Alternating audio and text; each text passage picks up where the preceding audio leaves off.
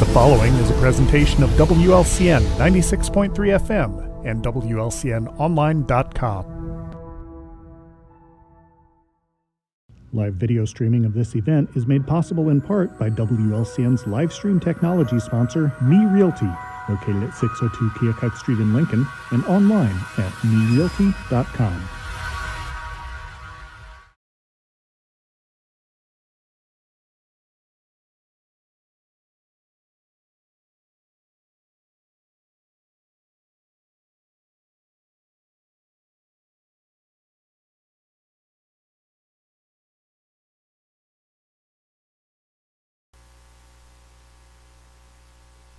It is 4:02 p.m., time for the 4 p.m. 411 here on WLCN 96.3 FM. I am Loyd Kirby, the marketing manager here at WLCN. And if you have questions during the course of the show and want to give us a call, 217-648-5510, the number to call, or you can email us, 4pm411 at WLCNonline.com. I want to bring to your attention our Viewpoint program tomorrow, starting at 8 a.m. We switched the time on it.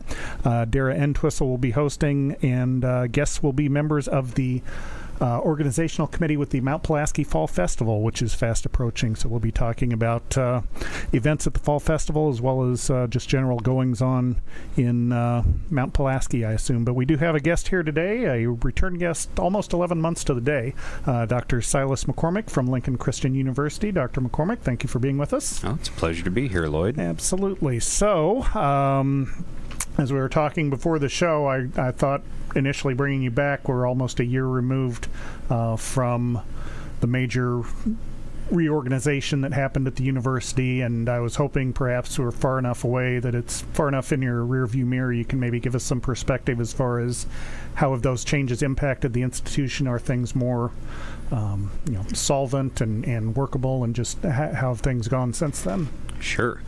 It's been a fast and a very long year all at the same time. Lots transpired since the last time I was here. Some of the larger ticket items were, our financial situation at the time we announced the restructuring, which was in February of 2022. We had a significant amount of debt, more than $7 million in debt, and we had about $1 million operating deficit in terms of our budget. And a lot of things that needed to be done. Our employees hadn't received raises in quite some time. The campus needed some attention. So we did our best to finish out that semester. And then the past year, we have done a lot of work in a lot of areas.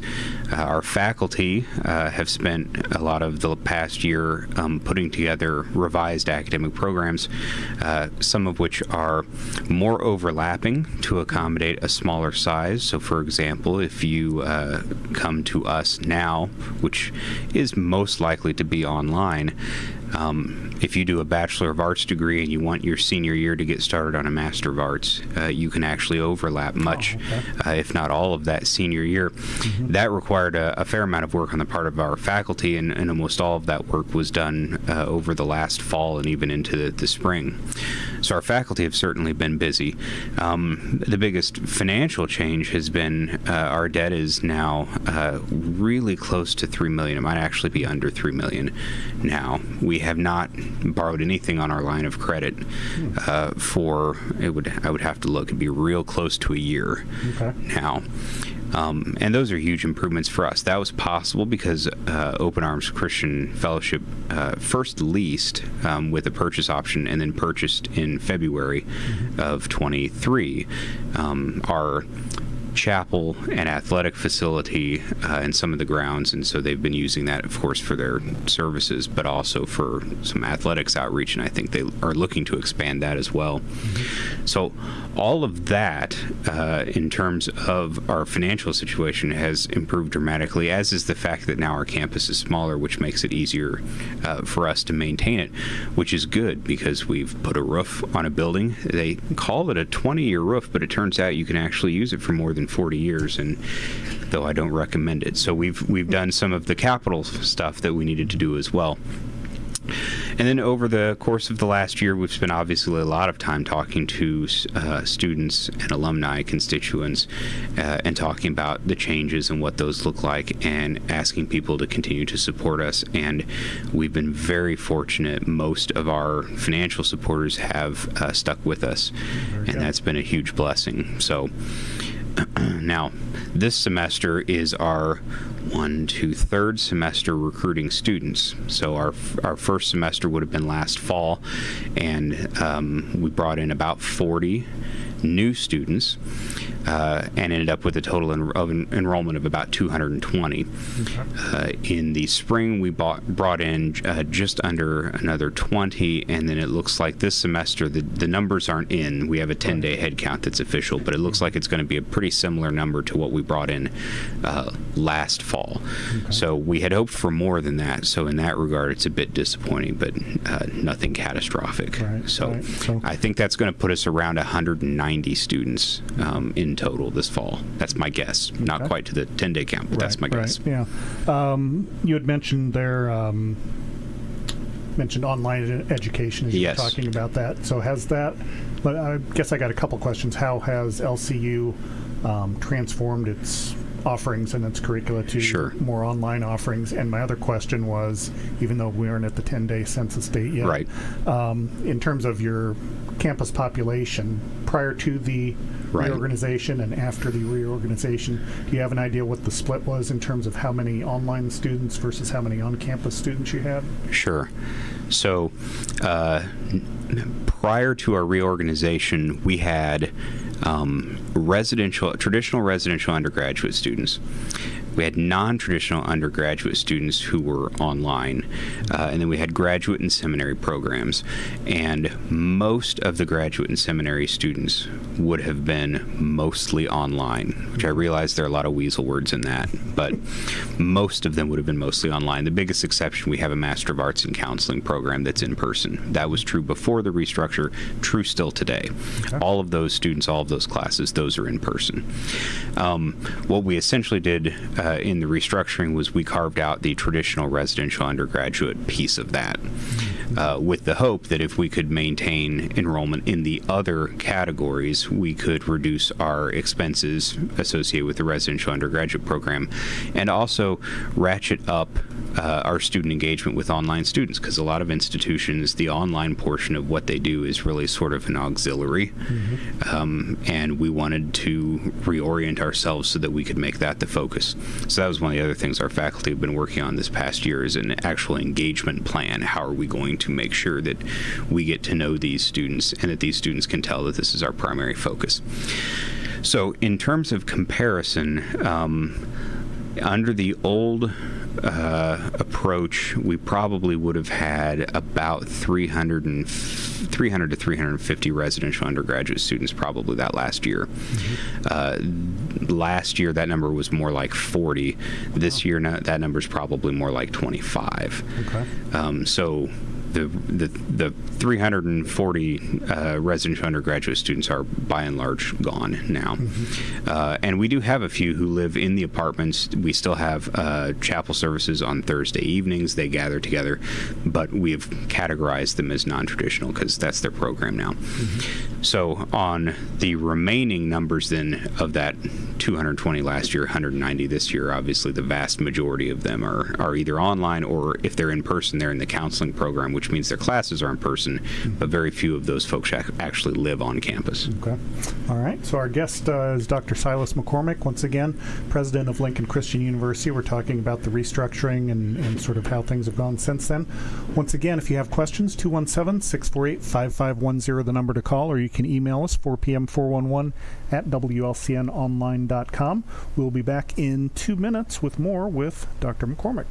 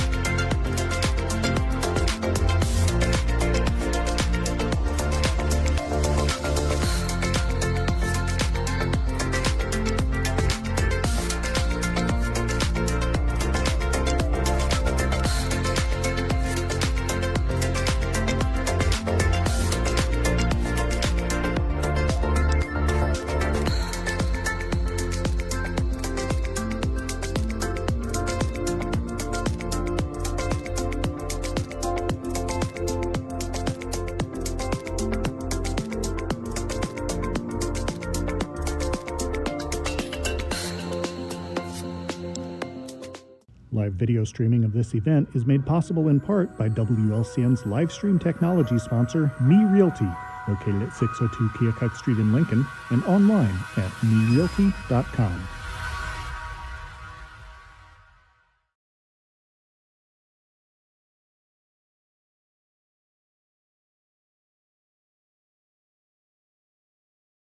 the 4 p.m. 411.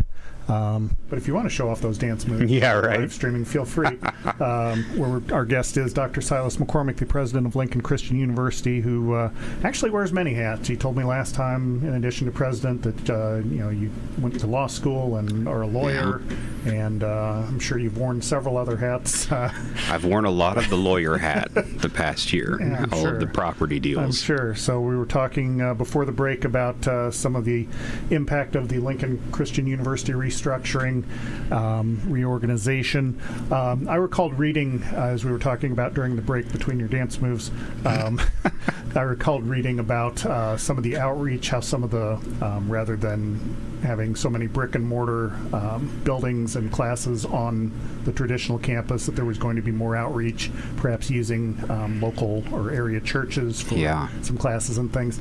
Can you kind of update us on how that has gone and how that is sort of feeding into the overall So of Lincoln Christian?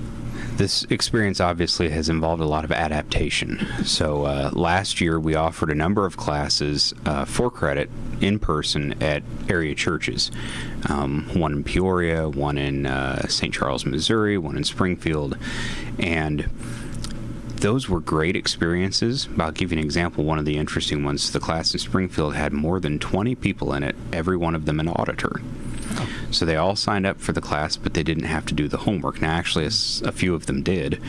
But one of the things that we one of the things we realized over the course of the last year is there are a lot of people who are interested in the educational component, but not necessarily interested in paying tuition or seeking a degree. So this year, we've actually transitioned, and so there's far fewer of our classes that are offered in person in churches because the degree-seeking students almost all want the convenience of online.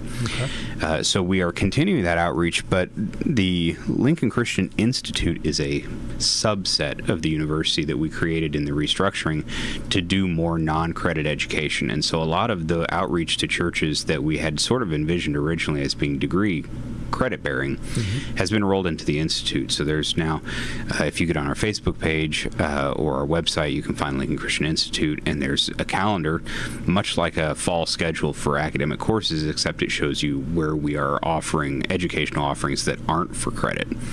And those are really all over the region, not even just specifically the state. We do have one coming up that I will pitch shamelessly that's actually on our campus, and that's the Midwest Ministers Retreat, October 23rd and 24th. So the Institute is the non-credit side, and we've really ramped that up, and that's been great because not only does it give us an opportunity to go out and talk to people about, not unlike a PBS pledge drive, why they support us and why they should support us, because it makes education like this possible, but also gives us an opportunity to interact with people face-to-face, which is a nice thing when many of your students are online, and hopefully find some of those folks who, when they have a good enough experience, not for credit, might decide that they want to flip and make it for credit. Right. And do they get a free tote bag also with the PBS experience sales pitch? They haven't yet, nor have we given them a box set of the Rolling Stones, but I suppose if the contribution was large enough, I remember as a kid I never could buy the stuff, donate for the stuff at the very top that I really wanted to. Yeah, donate and get the thank you gift, right? So are those, I'm assuming, and correct me if I'm wrong, which wouldn't be the first time that I've been wrong, are all those classes which are offered in those places, are those religious-related classes, or are there other sort of non-religious community education types of classes involved? They are almost exclusively religious because they're typically the result of an invitation from a church or a camp, or really they ask us to come and cover a topic. And so their ball is really in their court about both the topic, but then also who it's open to. Sometimes it's for the leadership of their church or organization, and sometimes it's just an opportunity for the broader public. But yes, we're not by and large doing free written comp. So it's not like it's hard enough getting people to do written comp when you're charging them for it. So it's not candle making and basketball and those types of non-credit but you've now triggered a thought for me as to which of our faculty could offer which kinds of those courses. I'll stew on that for next time. All right, well, we'll have you back in 11 months and we'll have some new offerings. You mentioned in the first segment about that you had sort of fielded questions and concerns and sure. everything from alumni and from donors. By and large, what has the reaction been of the donors once the initial sort of shock? Sure. And, well, there were the 5 stages of grief, as you might expect, because many of our constituents, of course, college is very nostalgic for most people, and often it stays in your mind the way it was you walked off campus, even if that's not the way it was 10, 20, 30 years later. Right. So there was a grieving process that sort of we all went through because this wasn't the same thing that it once was. Some people got through that process. Some people got stuck at one of the 5 stages. I've had what I would say is a few, maybe a half dozen conversations with people who were just angry, and it didn't get beyond that. There have been more people who were disappointed, but also recognized that this really isn't specific to us, right. and that's only increased over the course of the last. It's been about 18 months now since our announcement, and even major universities like West Virginia University have announced massive cuts to their. So, the more of that happens, the more people realize that we're trying to be proactive, and most of our people have been supportive. We set a fundraising goal that was not too far short of what our ordinary fundraising goal would be. And we came within $40,000 of that last year, which I think is a real testament to the people who have financially supported us wanting to continue the mission. So I had a few clipboards and fingers in my face, but for the most part, people have been very, very gracious. Well, hopefully, eventually, those clipboards turned into maybe checkbooks that were opened in your face. Well, or if you just take the clipboard home and we agree to disagree, that's okay too. That would be okay too. I could see that. So, once again, our guest is Dr. Silas McCormick, the president of Lincoln Christian University. If you have questions or comments, 217-648-5510. Dr. McCormick will be here until 4:30. Also, want to remind you again about tomorrow's Viewpoint program. Now at its new time of 8 a.m. until 8:30, we will have host Dara Entwistle and the Mount Pulaski Fall Festival members of the organizational committee for that event. But as I mentioned, we've got Dr. McCormick here with us from LCU.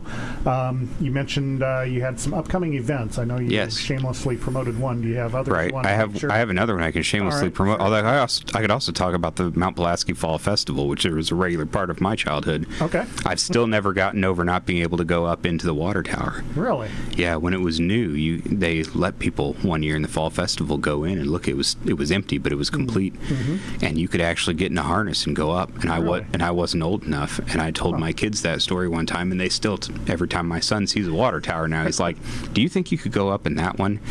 I tell him I'm still not entirely sure I could go up in the one. I'm not sure that's not a distorted memory from a very small child, but well, I don't know. We'll have committee members here tomorrow. There you go. Feel free to ask them. Go to the Mount Pulaski Fall Festival this year. It'll be great. So the one I would like to pitch is we have an annual fundraising gala that is October 7th this year. The deadline is actually tomorrow. Oh, okay.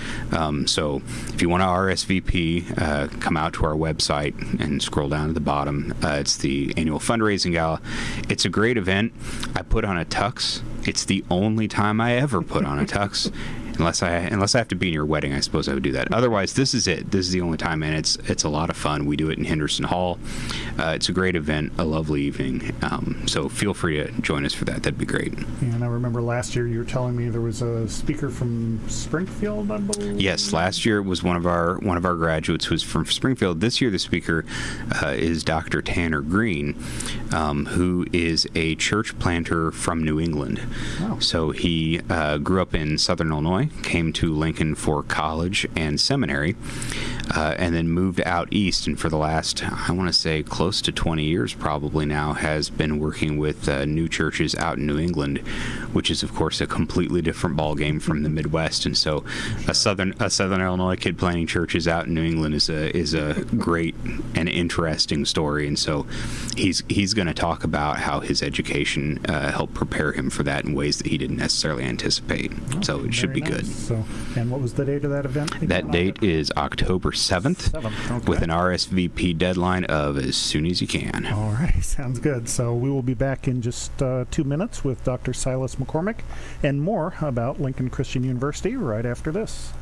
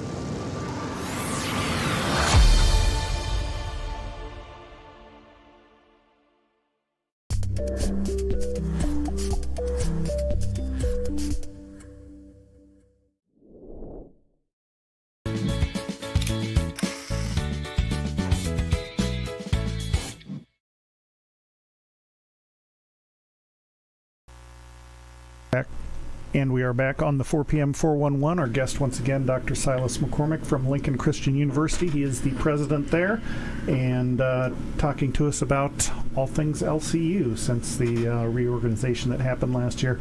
Obviously, LCU is an educational institution and offers classes, but most educators I've spoken with have said it's really a people business more than, or at least it's a significant part of that. So how have, you talked about donors and alumni, how about the folks who are sort of in the trenches, the faculty, as well as the students? How are they responding or embracing the new reorganized LCU?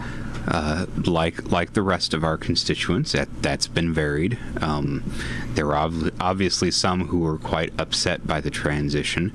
A number of folks who either were or were not chose to move on elsewhere. We did some articulation agreements because, you know, if you were a freshman and you wanted to play basketball and you got 1 year in, we offered to everyone, even in programs that we were going to discontinue, if you want to finish, you can. But a number of them wanted to finish elsewhere where they could do some of the things that we weren't going to offer, and that was fine. At this point now, we've had a year, an academic year behind us of that, and so the students who we have now either are, and this is going to sound odd to people around here, mostly unaffected, because if you were a minister in Kenya taking an online class from us 2 years ago and taking one last year, you may or may not, other than the emails, have even realized that anything changed. The biggest component now, we have residential undergraduate students. Well, they're not technically classified, but they live in the apartments. We have probably, like I said, 20 to 25 of them around, and about 15 to 20 pretty regularly come Thursday evening to what they call the gathering. It's a worship service that they put on. It's chapel, essentially, and they've been wonderful. Not just because they're great students, but for me, I became president in 2020, so I got like a year of COVID, or a year and a half of COVID, and then I got the restructure, and so I really didn't get an opportunity to build relationships with students as president. And I'm not the most touchy-feely guy, so that's not the end of the world, but it does matter. It's way more rewarding when you get to build relationships, so that part's been great. Our employees, a number of the employees who we let go, most of them found out that their new job paid more than their old one, which helped. Nobody enjoys, being laid off, but I at least felt better when one story after another sort of ended up having that component to it. We also, this year, were able to give raises to our faculty and a number of our staff, which were, I want to say, 9 to 10 years since we had a systematic, people got promoted and they got a raise, but a systematic raise had been almost a decade in coming. So it's very different, but it's still a people business, and I think most people now are in a pretty good place. Okay.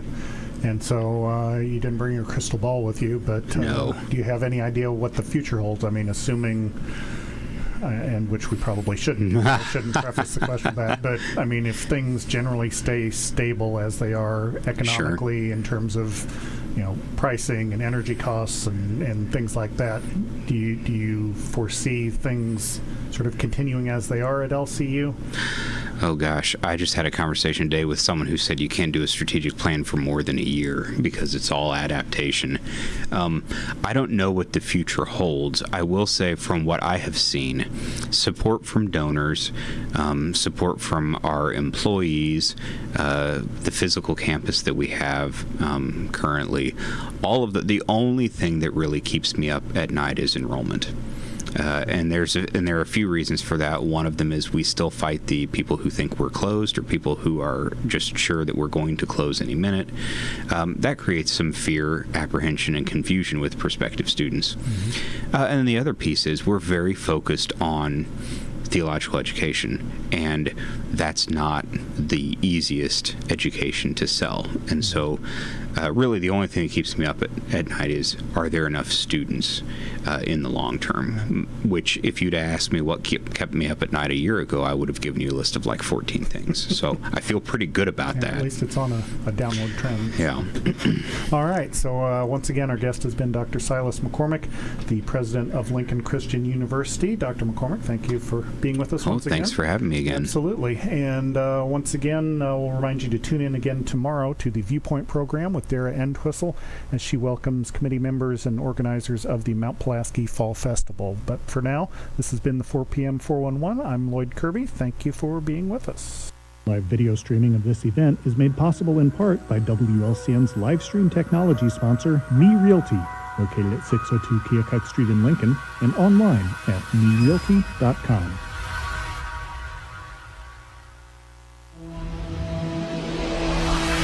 The preceding program is a presentation of WLCN 96.3 FM and WLCNonline.com.